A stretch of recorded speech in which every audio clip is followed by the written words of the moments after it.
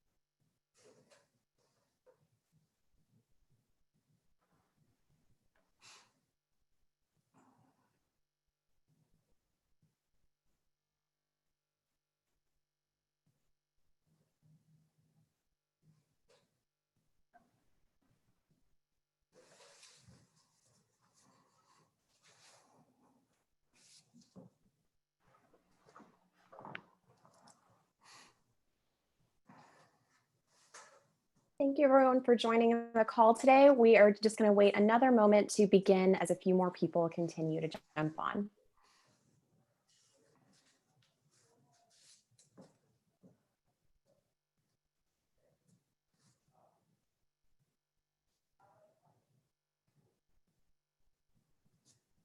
Good afternoon, and thank you for joining us today. My name is Tim Warnock. I'm the president-elect of the Vanderbilt Alumni Association and a proud graduate of the class of 1984. Thank you to the many alumni who are joining us today for a call with incoming Chancellor Daniel Diermeier.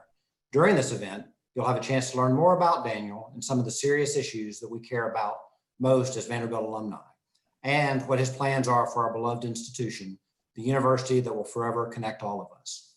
Daniel will officially join Vanderbilt on July 1st as our 9th chancellor. He most recently served as the provost of the University of Chicago, where he was also the David Lee Schillinglaw Distinguished Service Professor at the Harris School of Public Policy. And he previously served as the Dean of the Harris School. Before joining the University of Chicago, Daniel taught at the Kellogg School of Management at Northwestern University and the Stanford Graduate School of Business. Throughout his career, Daniel has demonstrated his ability to work across disciplines and institutions to bring people and ideas together as forces of good. He has also furthered diversity and inclusion into every leadership role he has held.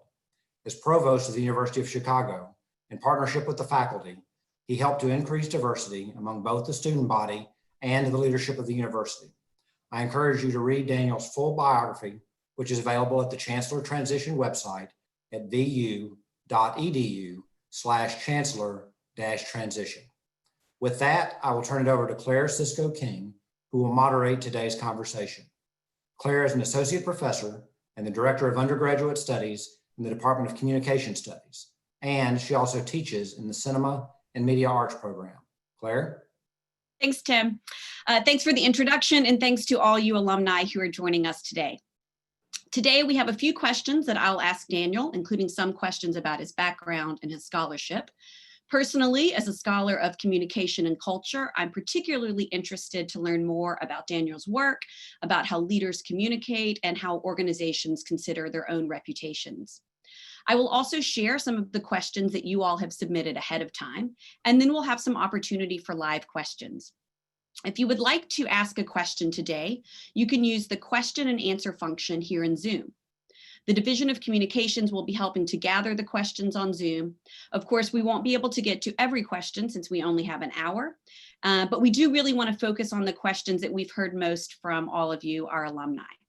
So with that, I want to begin just hearing a bit from Daniel. Maybe you can share a few words with us to open up our conversation. Well, thank you, Claire, and thank you, Tim. And thank all of you for joining us today. I think we have almost 650 alumni registered for the event today. Well, I'm super excited to participate in conversations and very excited about joining the university on July 1st as the 9th Chancellor. I'm actually in the process of moving to Nashville, so I'm surrounded by boxes, and I'm today looking at the beautiful campus with the sunshine, so couldn't be better. This is an interesting time for a transition into a chancellorship, to put it mildly. These are very difficult times for our country and for the world overall. We are facing a public health crisis of really like proportions that we haven't seen in over 100 years. We're facing the economic crisis as a consequence of the lockdown. And now we're facing a political, social, if you will, moral crisis because of the killing of George Floyd and the many other killings that we have heard about and seen, and that have raised profound questions about racism and racial injustice. And so as we're dealing with these questions as a university, we always have to ask ourselves, what are the core values that we bring to the table? What is it really that Vanderbilt stands for?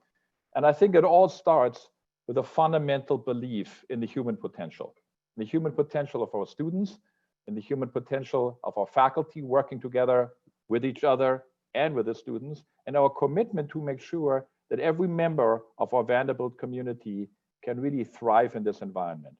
And that raises questions that we have to address deeply. We have to ask ourselves, are we doing enough to be really a diverse and inclusive university where everyone, no matter what their background, can come together and thrive? Are we doing enough to combat racial injustice? What else can we do? And what is it that we have done so far? What has worked, what hasn't worked? And to have an honest discussion and constructive dialogue about that so that we can move forward. The second thing I think is that what this particular time in history has demonstrated to me is the tremendous power of universities. And in universities are places where these tough discussions can be had and where we can look at the complexity and challenges that society faces. We see this very clearly in the role that Vanderbilt has played in the context of the COVID-19 crisis. Our close partnership with the medical center has been invaluable. Some of the faculty have played leading roles in that. Many of you may have seen them, in the news media. Just to give you a couple of examples, Mark Dennison did the foundational work for remdesivir, the only really, at this point, widely available treatment for COVID-19. Jim Crow is making tremendous advances on developing antibody therapies. Our biostatisticians have developed models that are used by the city of Nashville and for the entire state. So these, I think, are moments where we can be tremendously proud about what it is that Vanderbilt stands for. And you as our alumni, you really are our ambassadors. So I want you to feel good about the university. I want you to look at what we're doing and to have dialogue about that. But I think it is an environment right now where we as a community have to step up to deal with these challenges. And I'm proud to say that I think the university has done so and will continue to do so. Back to you, Claire. Thanks, Daniel. One of the most common themes that showed up in the pre-submitted questions from you alumni were the matters of racism and racial injustice. And Daniel, you spoke about these issues just now, but I'm wondering if you could speak a little bit more about the specific actions that the university is taking to address both racism and racial injustice. Yes. So this is obviously a hugely important topic. And one of the first things that I have done throughout the transition is I wanted to make sure that we have the right people in place that can address these issues, and then we go into a process of how to make progress on this. So I'm very pleased that Andre Churchwell, who is one of the most eminent faculty members that have been thinking about these issues throughout their career, has agreed to join us as Vice Chancellor for Diversity, Equity, and Inclusion. And Andrew and I have been thinking already about how do we move forward to that? How do we make a difference? How do we make sure that we're doing enough, and how do we accelerate and increase our efforts? We have been doing a lot already, but we have to ask ourselves, what else can we do? And I think it comes in two buckets. One bucket is, as a community, are we at Vanderbilt really, truly an inclusive, diverse community where people can bring their best self talk to each other, collaborate with each other, and where they can thrive. And there's a student component to that. There's a faculty component to that. These are complicated issues that require specific policy solutions. And happy to go into more details as we talk more about it. But that's going to be one focus, and we have already started to work on that, and we're going to continue this process moving forward. The second piece, I think, also highlighted by the current context, the current social, political, and also health and economic context, which is, the connection with the community. I mean, we're playing an important role in Nashville, and we want to ask ourselves, how can we do more? How can we have more of an impact? And particularly in those parts of the community that need the most help, that are most distressed, especially right now. And many of you know this, is that the vulnerability, particularly of African American and Hispanic communities, has been profound, has been demonstrated. It's right in our face. I'm still like when I look back at my prior home at the University of Chicago, at the beginning of the pandemic, African Americans were dying at a rate of 6 to 1 compared to white Chicagoans. These are tremendous inequities, health inequities. And we need to think about, as universities, how can we have a positive impact on that? So piece one, are we doing everything we can to be a truly diverse and inclusive community? And if not, what else can we do? And part number two, can we do more to be a partner in our community, to be a force for good and have a direct impact to the work of our students and our faculty and our staff? Thanks for those thoughtful ideas. Well, of course, we'd be remiss if we didn't welcome you to Nashville, and I'm glad the weather is cooperating a little bit this week as you move. And as you get to know our city and our campus, we'd, of course, like to get to know a little bit more about you. So I'm hoping, Daniel, you can tell us some about your personal and professional background, and maybe share with us what factors led you to a career in higher education. Happy to do so, Claire. So as you can tell from my accent, I wasn't born in Nashville. And I was actually born in Germany, in Berlin. Berlin, of course, at the time was the place where the Cold War was, in some sense, at its most symbolic and most dramatic. So I grew up in a divided city where conflict was, a profound conflict was front and center for everybody that that grew up in Berlin and its surroundings. I have profound memories of that. The difficulties of crossing borders, the hostile border guards, the barking dogs, and I think it created a fundamental, profound interest in me. It's like, how do you have a positive impact in the world, and how do you think particularly about governance mechanisms? How to think about this? I'm a first-generation student. I'm the first of my family that graduated from high school. I was fortunate enough to get a fellowship from the German government. And that allowed me to spend a year at the University of Southern California in the PhD. I went into the PhD program originally in philosophy. That was my first passion. And I had a wonderful time. I loved it.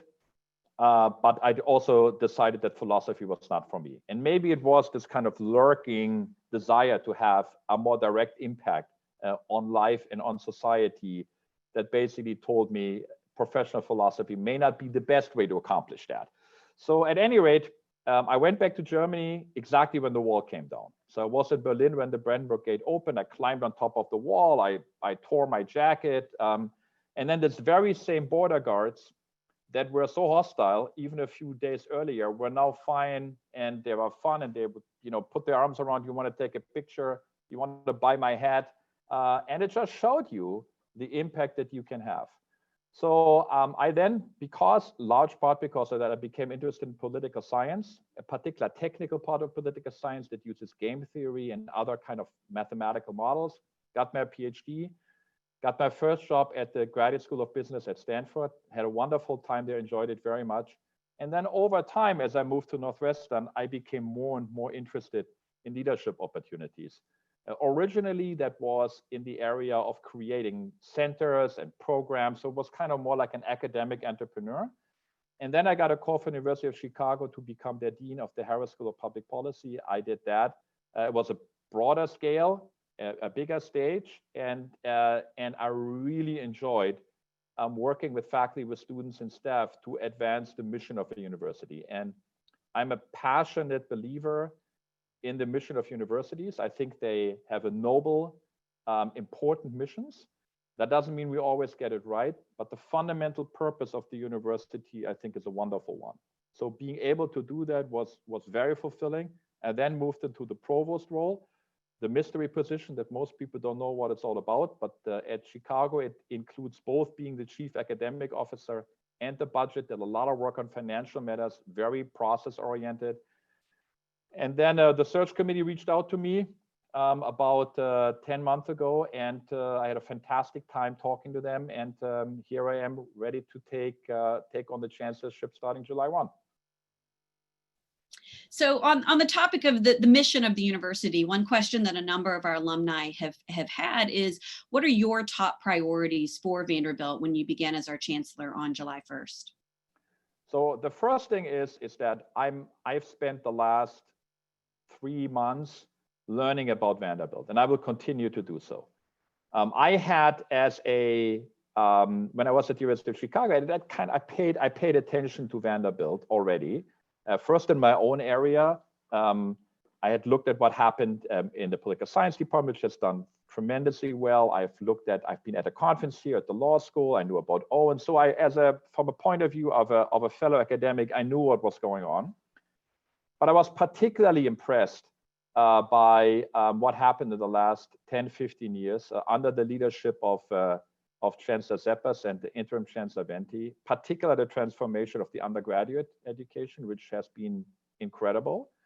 And so I've been paying attention to that. So I knew that. What I didn't know, and that I learned throughout the search process, and then has been reinforced in the last 3 to 4 months, is the culture of Vanderbilt.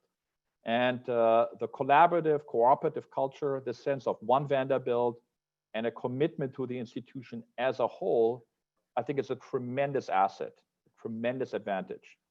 And so as we're thinking about what's the next step for Vanderbilt, what's the next chapter, we want to build on on the culture and on the values of the university, and then utilize them to take the next steps in developing our eminence, to support our students and to support our faculty. So I'm not at a point yet where I can say, I want to invest here and there and so forth. That will take a little time, and that will be the result of the conversation with the faculty. But what I do know is that we have great momentum. We have made tremendous progress. As I said it when I was announced in December, we should be very proud of where we are, but we're not satisfied. So there is a sense of like that. I think there's a great future ahead for Vanderbilt, but it must be rooted in its identity, in its culture, and in its core values. So a big part of Vanderbilt's culture, of course, are our alumni, and they do so much to support Vanderbilt's mission, from philanthropy to volunteering to mentoring our current students. So what impacts and opportunities do you see for our alumni in the coming years? I could not agree more with you, Claire. I think the role of the alumni is essential. As I briefly mentioned before, they are ambassadors. They're out there demonstrating through their work, and then also how they talk about Vanderbilt, what a great university is, what it stands for, and what a tremendous education it can provide.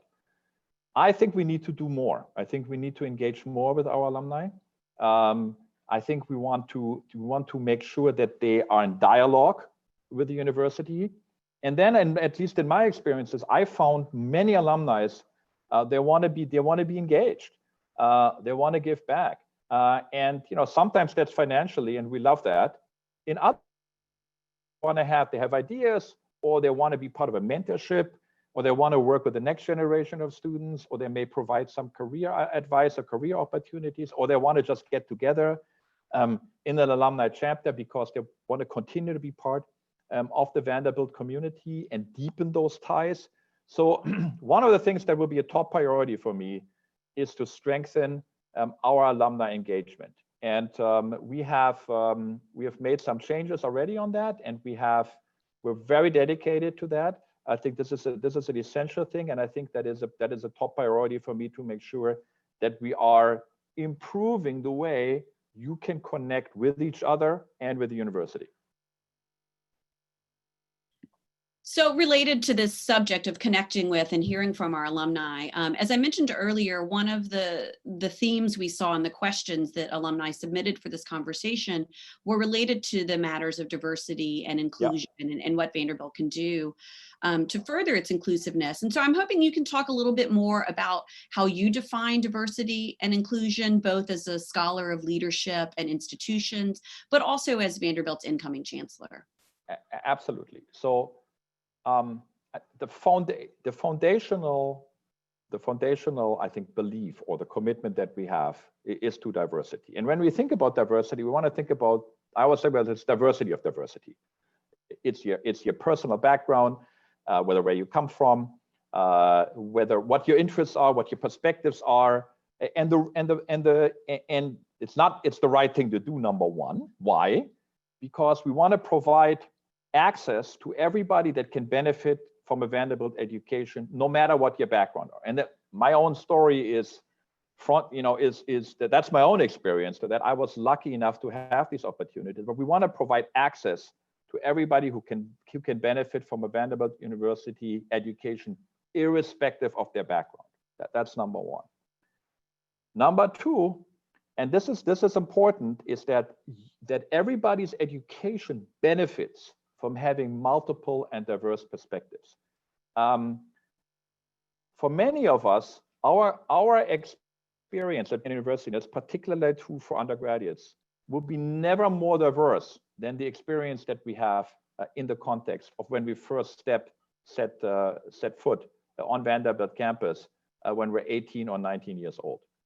And this is a profound experience. It can be an essential part of a transformative education. But what must happen is that the students feel welcome and that they can connect and they will feel included. So that great conversation, that great educational experience that happens in the classroom, but in the dorms, in the clubs, if you're a student athlete, among your team, that needs to be fostered, that needs to be supported. And it doesn't always happen. And we know that it doesn't always happen. There are barriers to that, and the barriers are not only financial. So having an opportunity Vanderbilt is fantastic. It's a model program among universities, and that has focused on being able to make sure that your financial background or the financial resources yes doesn't limit your access to Vanderbilt. But it's not the only thing, and I've learned this throughout my career. So the financial barriers are just one piece. The next barriers you have to imagine to see yourself at Vanderbilt, and this is difficult. One of the most tragic things that we know in this context is that there are many students that would benefit from being at Vanderbilt, but don't have the opportunity to even apply or don't see themselves as part of this, and then they go to another place that actually doesn't provide them with the same level of education. This is hard work, and it needs to be done in a very intentional way. So in my prior role, that meant actually going into the high schools, south side of Chicago, when working directly with the counselors, if there were not appropriate counselors, to provide our own interaction with students and prepare them for the college application process, which is daunting. If you're first generation students, you have nobody to talk to. And it's just not the expectation. There's not the expertise to do that. So that's one piece how you do it. Then there are very specific challenges. And those challenges are different for African-American students and for Latinx students. We know one of the things we learned, we were struggling for some time to have Hispanic students come to university and see a university in an urban context like the University of Chicago as a good home for them. The critical piece there was to bring the entire family on campus. So we brought them in the summer of the junior year. Whole family came so that the families could see themselves to be for their son or their daughter, that this is the right place for them. That meant translating all the materials into Spanish, not for the kids, but for the parents. So it's super important, whether that's on the faculty side or whether that's on the student side, to understand exactly where this breaks down, where the challenges are, and then put the right policies in place. And also have the humility to understand that what you thought would work may not work. So I done a lot of stuff, a lot of work in diversifying the faculty, but there's certain things that you think, oh yeah, obviously we're just gonna do that, and they don't work. So you have to do something else. And sometimes you have to go beyond university and think about this with your peers, for example, of how do you increase the willingness of minority students, African-American students, Hispanic students, and so forth, to pursue a career in academia, so that at the end of the process, you have enough PhDs that then can be part of a diverse faculty. So these are complicated, tricky pieces that need to be we need to be intentional about it. We need to understand exactly where the obstacles are, and then we need to have strategies and plans in place in order to overcome them. So you've talked so carefully about the importance of diversity among our students, and also mentioned the importance of diversity among our faculty. And this was a theme that came up a lot in the questions submitted from our alumni. And so they want to know specifically, how will Vanderbilt increase the recruitment, promotion, and retention of diverse faculty and administrators, and particularly Black faculty and administrators? Yeah, so the answer is I don't know. And the reason why I don't know yet is because it depends on the context. So let's just focus on the faculty side. I'm going to talk about the staff side, and the leadership side has its own challenges. I think we're doing we're okay on that, but we can do better. But let me talk about the faculty side. So when you have a department that's not sufficiently diverse, can be various reasons. Reason number one is there are real cultural issues, and you have to go in there. So where there is not a willingness to have a diverse faculty, and where there may be, maybe rigid, there may even be rigid, residues of beliefs that are hostile to a diverse increase. That's one part. Those departments exist, but it's not the only problem. When you do that, you have to work with the faculty on that. You have to work on the climate. You have to do some training. That's bucket one. Bucket two is, you may have a department that's totally committed to having a diverse and inclusive faculty, but doesn't have the resources. That's very common in the humanities or in parts of the social sciences, where they want to develop, but they don't have the resources to do that. So that's a resource issue. And then you have to ask yourself, how large should the department be for programmatic reasons? How do you manage that? Completely different challenge. Third challenge. That's common in departments such as mathematics, physics, economics. Often, so there's in these departments, well, there may be a cultural issue, but there's another problem. The problem there is that that if you are, let's say, the economics department or an economics department, you will typically hire PhDs from the top 10 economics departments, because a place like that's where the best graduates come from. That's where they're trained. Doesn't mean that you can't find them somewhere else, but on average, that's where you go. Now, when you think, Claire, you asked about Black faculty. There's not a single Black faculty or Black PhD that has graduated from the top 10 economics department in the last 10 years. Okay, so there the problem is much more profound and systemic, because the PhD programs are not diverse enough. And then the majors may not be diverse enough, or the majors are diverse, but the graduates like to go into professional careers that are not centered on the academy.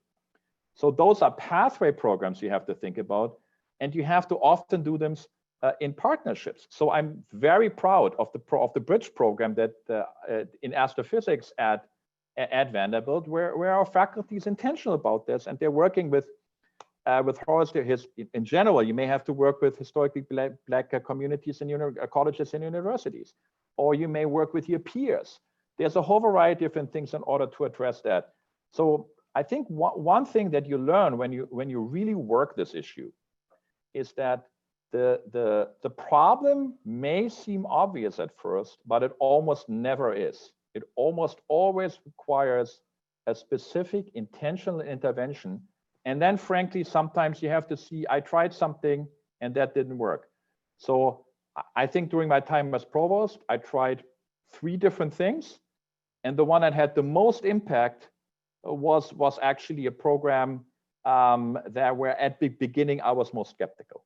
So it's about understanding and then being intentional about it. But it all starts with a commitment to take the problem seriously and to make sure that you work it and that you push through it, and you have ongoing conversations with the faculty, with the staff, with the leadership, in order to make progress on that. But this is not a simple problem, and the solutions are specific to the specific setting where you find yourself.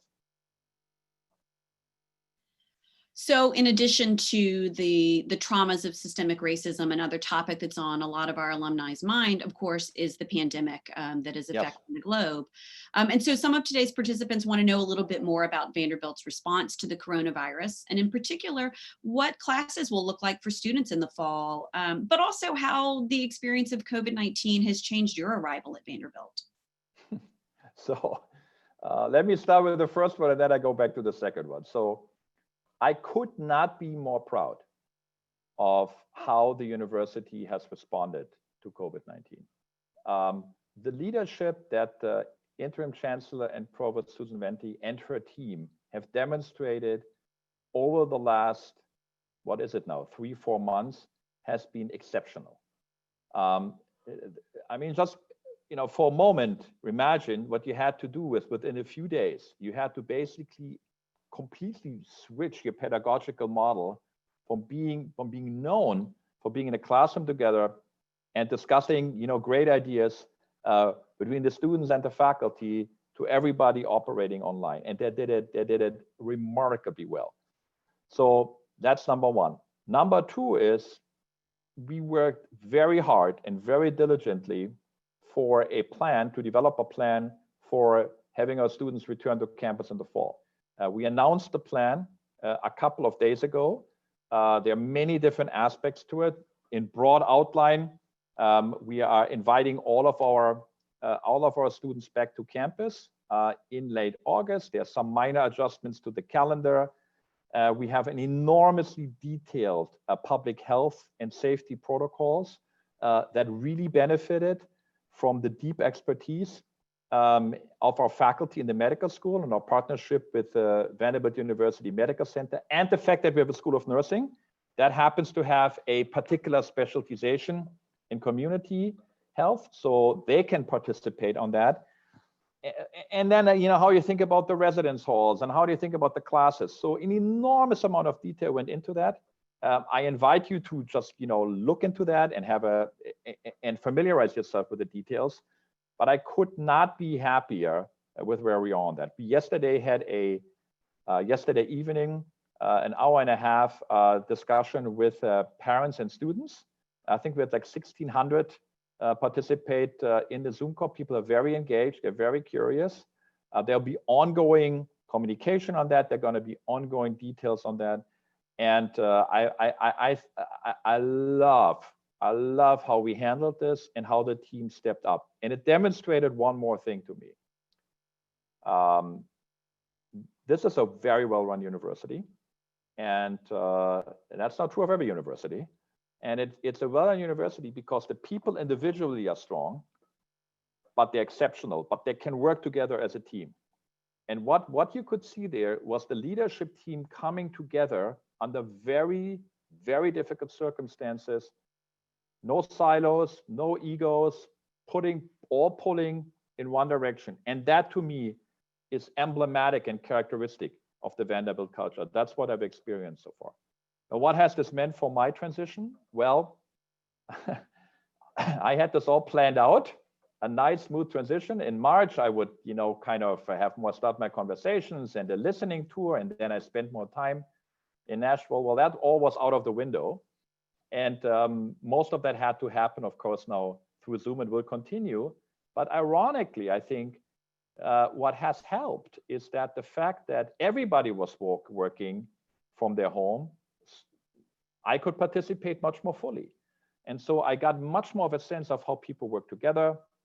And I would actually say that ironically, it has benefited the transition. I got a much better sense for The culture and the ability to talk to people was also enhanced. So I would actually say that I'm kind of, I'm a few weeks ahead to where I wanted to be, in part because of the ability to now so seamlessly work together in a virtual setting. So an unexpected development reinforced my admiration of just like how well the university is run and how it instantiates and exemplifies its culture, and then had the practical benefit for me to actually kind of hit the ground running. So you mentioned how important teamwork is to the Vanderbilt culture. And of course, some of the teams that are especially loved here on campus are our sports teams. Yes. So the last of our pre-submitted question from alumni focuses on athletics, which is not terribly surprising because our alums are some of our biggest Commodore fans. So I'm hoping you can talk a little bit about how you see athletics fitting into the strategic vision of the university.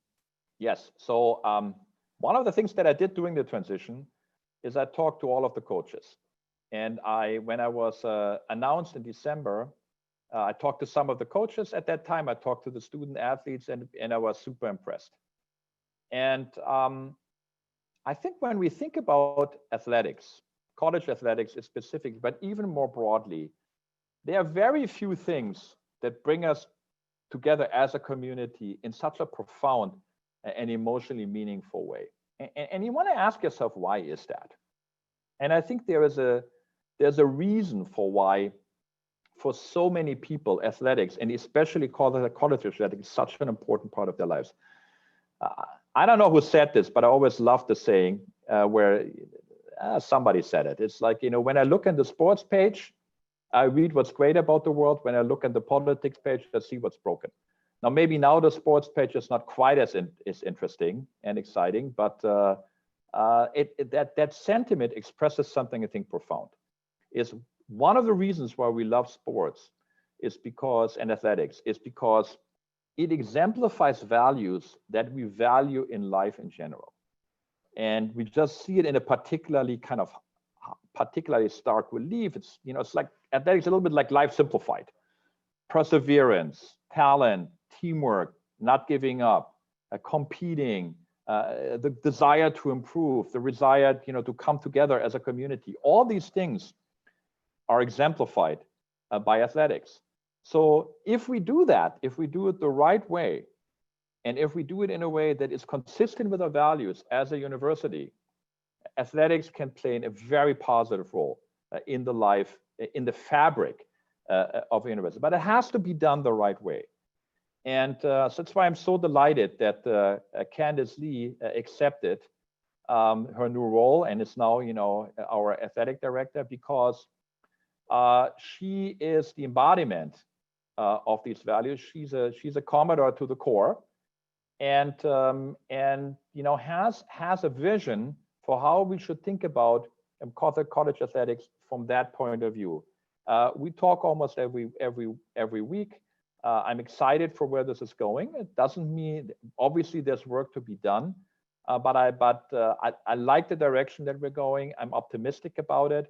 And of course, there are many challenges ahead. The COVID-19, of course, didn't make this any easier. But I like where we are. I like the commitment, and I like what I see of how we think about college athletics, not as a separate thing, but as integrated with the student and with the community experience. Thanks.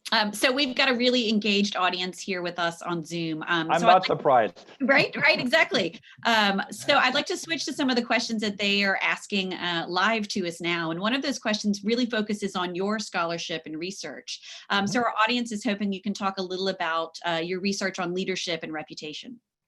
Sure. So maybe I go a little bit back. So you have the right context. So I was the kind of kid that was interested in everything. So I couldn't decide between physics and Latin and history, and was really interested in anything. And then I fell in love with philosophy in high school. And this is important part of my life story is I had a mentor, or a teacher in this case, who put together a class, not an official class, but just kind of like a working group a study group where 5 or 6 of my classmates, and we started reading philosophical texts. He didn't get paid to it. He did it because he was passionate about it, and he wanted to have an impact as a teacher. And that had a tremendous impact on me. And over time, as I said before, I developed that, and I still have this love, for the humanities and for philosophy. But then my interest really gravitated into different areas. So I was first interested in political science, as I said before, a particularly technical form of political science that uses mathematical models and game theory. I was very interested in foundational questions of governance. And then over time, I became more and more interested in leadership, crisis and reputation management. So I developed with the colleagues at Northwestern an entire curriculum on that that's now taught by many business schools. And it was driven by nobody remembers this anymore, Y2K. This is how this came about, okay? And so this was the crisis that didn't happen. And we thought, God, are leaders really ready for that? So we started developing the curriculum. And then 9/11 happened. And then also, if you recall, the fall of Arthur Andersen and Enron. So that highlighted the importance for crisis management. But what I've learned throughout the years, and I've been doing this now for a long time, almost 20 years, is that crisis management is really leadership under pressure. There are certain things that you have to be able to do in a crisis setting, and I tell you what they are, and what's helpful and what's effective. But there's another piece to this, is that it's about leadership in difficult circumstances. And so, to give you just one example, I think when you look around, how leaders are dealing with these types of challenges. I personally, so I do research on that. I teach, and I'm engaged with that. I've worked with many organizations to help them on their capacities. But I also like to look at examples, and these examples can come from anywhere, from politics, from business, from sports, from academia. You see leadership. You see leadership attributes there, and you want to pay attention to that. And so right now, in these difficult challenges, under these difficult challenges, and in an environment where every leader is asked to step up, I've looked at some of the great historical figures that had to deal with profound crisis that threatened the very survival of their nation, whether it was Lincoln or Churchill. And what you learn in this case is that what's so important is, on the one hand, to be totally realistic, to be very much clear about what the real challenges are, and to spend time to understand that. You gotta be realistic. You cannot just give some kind of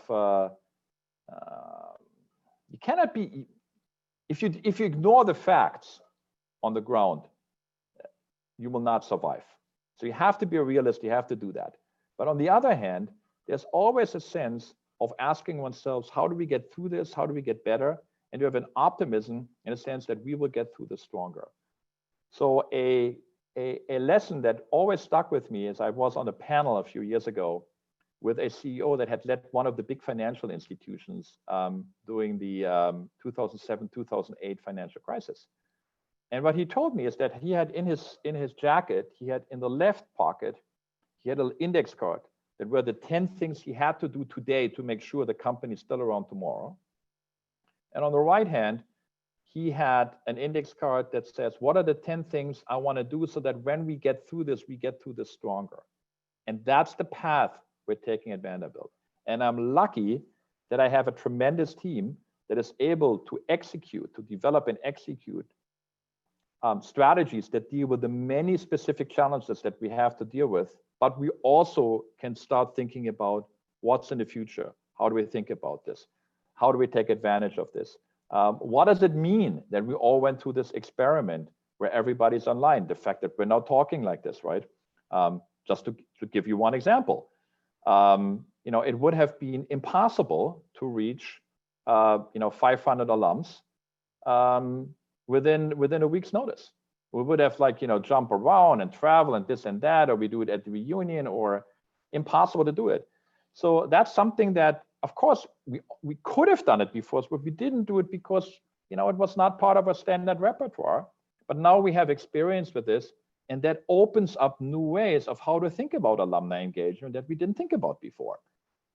So that to me is an example where crises really present opportunities, and you must pay attention to that, because we are in an environment where things have. I don't like that when people say nothing will ever be the same. I don't believe that. For example, I think the core values that we have into a core commitment to residential education, to give you just one example, is profound and has been reinforced by the crisis. But there are other aspects where we want to think about this. And the alumni engagement is a very important part, because you are part of our community, but you're all over the world. So how do we connect in a way that makes sense for you, that allows you to be connected with each other and to stay in touch with Vanderbilt in a way that works, and that can be done more frequently and more directly. So deal with the facts on the ground, but then also ask ourselves, what is it that we can take from this so that we get through this stronger? So one of the questions that's come in today continues this topic of crisis and the financial implications of large-scale crises. And so this question asks, what has been the financial impact of COVID-19 on Vanderbilt? We've seen lots of peer institutions that have had to furlough or lay off staff, or they've had to delay construction projects. So this question wants to know, what do things look like at Vanderbilt right now? Yeah, so this is the biggest crisis in higher education since the Civil War. And we have never seen anything like it. And when you look at it just from a financial point of view, every revenue category that are the fundamental components of a university's budget has been affected. Tuition has gone down.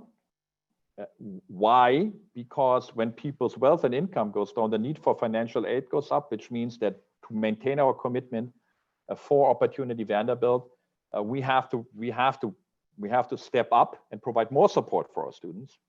Endowment performance has gone down. We had good weeks now, but still, fundraising suffers again, because fundraising is highly correlated with the wealth of individuals. We couldn't use our grants to the same extent because the labs were closed. So you basically look at every revenue category has gone down significantly in some cases. And then the last piece has to do, how are you impacted by clinical revenue if you have a connection, with a medical center, or you own an academic medical center. And then on top of that, we had additional expenses. We had to move towards the whole online instruction piece. There had to be, a whole variety, personal protective equipment, all these types of things increased our expense rate as well. So that's the reality. Every university, certainly every one of our peers, has been severely affected of that. That required emergency measures that had to be taken everywhere. We are in the fortunate position compared to our peers that we're lucky that we are in a stronger financial position. Now, when I say lucky, that didn't just fall from the sky, or a big amount of resources suddenly appeared. This is the testament of the diligence and the tremendous financial stewardship that Chancellor Emeritus Seppers and Interim Chancellor and Provost Susan Venti and our CFO Brett Sweet put together over the last years. So the fact that we have a negative impact, to be sure, but to put one way to say it, it's like everybody is suffering, but we're going to suffer less. And as a consequence of that, we were able so far to avoid some of the most painful consequences. There were some, but the mass furloughs that we've seen at other universities, suspending retirement contributions, pay cuts, all these types of things. We had to do some, but we didn't have to do as much.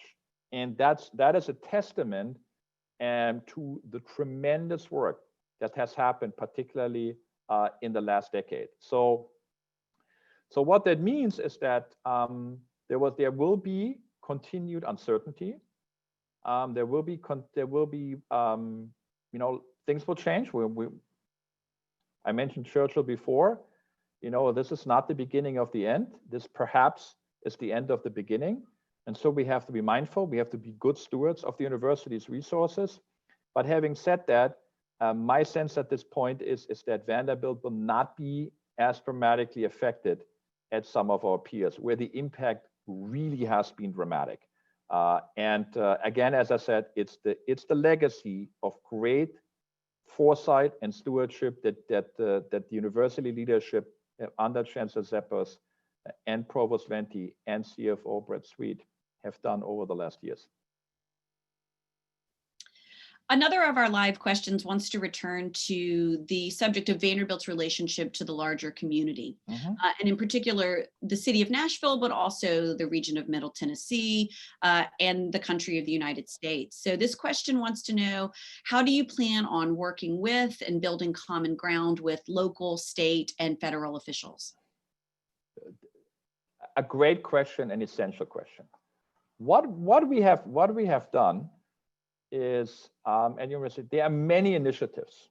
So there are many faculty, students are involved with work in the community to have a positive impact on the community. What we have to ask ourselves is whether we can have an even deeper impact. And let me give an example of this. If you want to have an impact on educational, if you want to close the education gap, now, you can focus on work in the schools, and that's great, but only focusing on schools is not enough. There's also a question, I just mentioned it earlier, there's issues on health inequities, there's maybe lack of access to housing, there may be insufficient economic opportunities, mental health support, violence, all of that can be part of an ecosystem that makes it impossible for students when they go to class to accomplish what they can. All these factors happen together. They reinforce each other. And what that means is that we may want to ask ourselves is whether we can have a more profound, more sustained impact on the city or on the community by being more intentional about this, by coordinating these things, by making sure we understand where there are spillovers or where particular activities can mutually reinforce each other. That's at the community level. And that literally is something where we would work with the city, with the metropolitan area in the specific neighborhoods. Now at the state or at the national level, we want to do that as well. But there's another important piece, which is that Vanderbilt's expertise in the research side is deep, is profound. And we want to make sure that that influences and has an impact on how we think about policy decisions. We're already doing this in Nashville, particularly through the COVID-19 crisis. The partnership between the university and the medical center and the mayor has been fantastic. There has been great collaboration. There has been a great partnership. The same has been true with the state. What people have to remember is that the academic medical centers and the faculty that are working in this area are the backbone of this country's response to the COVID-19 crisis. We have our biostatisticians developed our own model just for the metropolitan area that allows us to have much better predictions than you get from the national models. I mentioned before, the work that has been going on therapeutics and antibody therapy and the vaccine, and the social and economic consequences of that. So it's an important part for universities is to have the tremendous knowledge and the insights that are generated in the context of a university that they're brought to bear. Something that is related to that's not the same thing is we also want to ask ourselves, do we want to do more in terms of an entrepreneurial ecosystem? The whole question of innovation.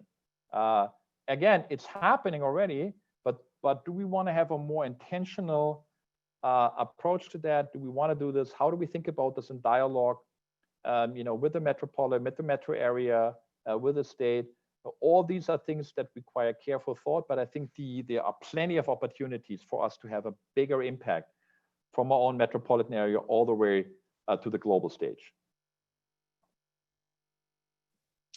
You mentioned the careful plans and innovative steps that our university leaders have taken so far to plan the return to the semester and to campus in the fall. And one of the live questions that just came in is asking about a specific part of that plan, which is the update to the academic calendar and modifying it so that students can leave before Thanksgiving. Yeah. So this question asks, how will Vanderbilt help to support students in need that don't have all of the resources to support their education from home once they leave campus at Thanksgiving? Yeah, so I should say that the amount of effort that is going into that, every detail is mind-blowing. So I'll just give you one example. I come back to the specific question, Claire, in a minute.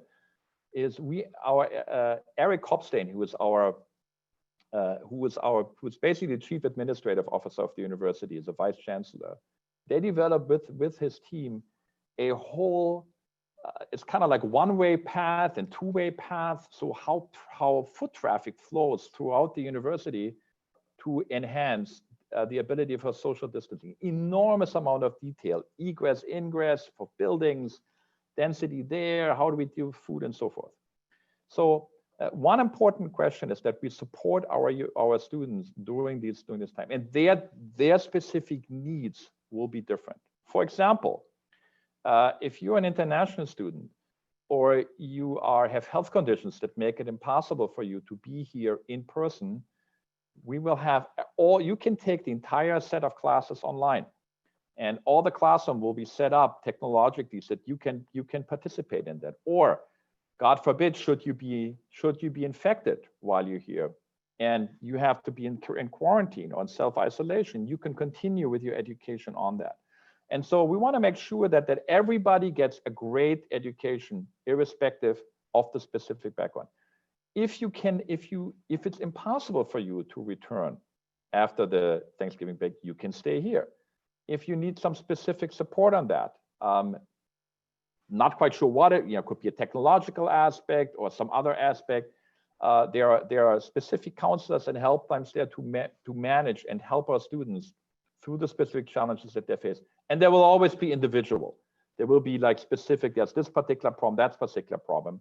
But the amount of care, the amount of thoughtfulness that has been part of our response, I couldn't be more impressed by that.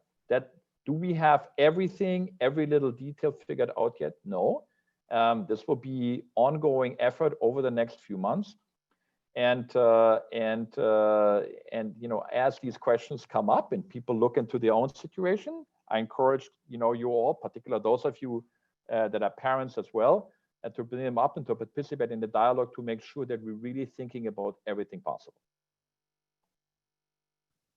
One of the reminders of this pandemic has been, of course, the fact that we are all connected across the globe. Yes. And that Vanderbilt in its responses is also connected to these global communities. So one of the questions that's come in today asks about Vanderbilt's place with respect to the rest of the world. So how do you plan to focus on global engagement and to raise Vanderbilt's international profile? Yes, so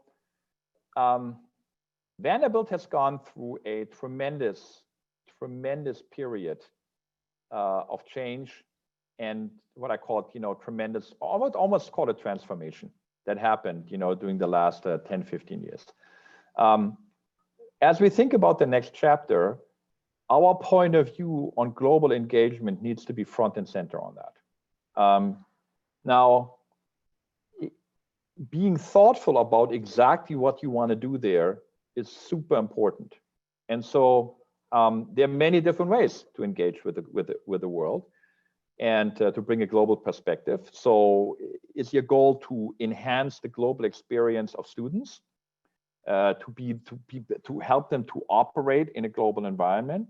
Do you want to bring more international students to campus, whether at the undergrad or graduate side? Do you want to have your faculty engage in more global research projects? Do you want to have partnerships with global universities or global companies or foundations? These are all different questions, and one needs to be clear about that and demand the answer may be all of the above, or it may be our main focus should be on 1 or 2, 3 or 4 we're gonna maybe tackle later. And that's number one. So we have to be a clear strategy about what is how do we exactly do we think about the purpose of global engagement. And then there are different ways to do this. You can do it on your own.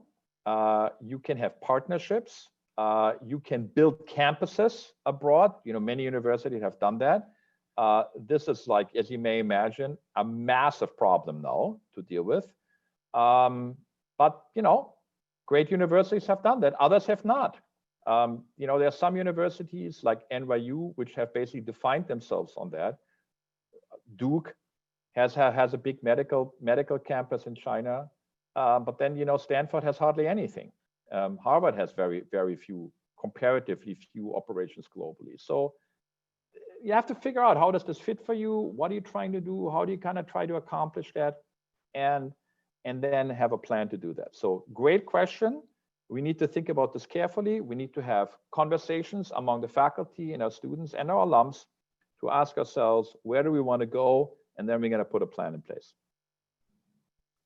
Well, I would love to keep this conversation going, but I also want to be mindful of everyone's time. So I'll wrap up with the questions from our listeners now and just ask Daniel, is there anything else you'd like to share with us before we leave today? Well, first of all, this was a real pleasure. Thank you, Claire, and for the conversation. And thank you, Tim, for the kind introduction. I'm so delighted to join Vanderbilt, you know, as your chancellor. This is a tremendous university, has a proud history, but there also, I think, are great opportunities for the future. So I know that these have been challenging times for all of us. I couldn't be more optimistic, and I'm very much looking forward to getting started. So thank you very much, and enjoy the rest of your day. Thank you, Daniel. Tim, I'll turn it back over to you to close us out today. Thank you. And thank you, Daniel and Claire, for that engaging conversation. As a proud alumnus, I am very glad to know that Vanderbilt will be led by someone who has the vision and the dedication to continue leading our university to greater heights. And I look forward to working with you, Daniel. Thank you also to the alumni who joined today and who submitted questions both before the event and during the event. As a wrap up, I would like to remind everybody the recording of today's conversation will be posted online at the Chancellor Transition website, and you can look forward to hearing more from our incoming chancellor in the lead up to July 1. Thank you, everyone, for taking the time to join today's gathering.